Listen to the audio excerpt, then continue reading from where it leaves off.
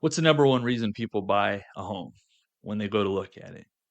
It's not as much to do with price or condition as we think. It's simply that that home for that buyer is the right house for them. So I want to talk to you today. If you find yourself in a situation where you're looking at a home and you really like that house and you want to make sure you get it, that you don't find yourself on the offer table outbid by another competing offer by a very small amount. I have a secret weapon. It's called an escalation clause. An escalation clause is very simple. Essentially, you'll go to a house, you'll look at it. If it's the right house for you, you need to get your offer in. But I don't want to see anybody out there blindly overbidding on a property. But if it's the right house for you, I don't want to see you miss out on it over $1,000 bid from another offer. We're going to do a escalation clause. Okay, an escalation clause is very simple. Let's say you go into a house and you love the house and you want to put an offer in. We're going to put an offer in that you're comfortable with.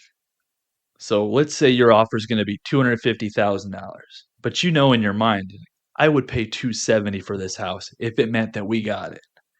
You can do that. You're going to put in your offer of 250 and you'll write up what's known as an escalation clause right in the offer. This is going to let you incrementally by either 500 or $1,000 go up over any other competing offers on that same property. So if you put in 250 and somebody else brings an offer of 253, you would lose that house.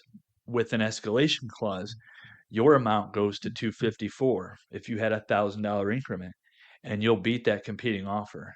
And then you're the one that winds up getting the house. There are some things to consider here. One, you need to make sure that you have the pre-approval for the amount that you're offering, but also your escalation clause amount.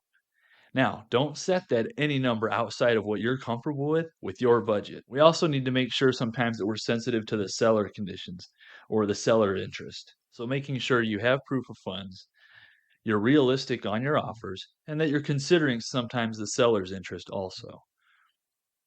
So when you go out and look for your next home and it's just the right home, remember the escalation clause and make sure that that gets drafted into your purchase agreement. Now, I can help. I'm a realtor right here in the area.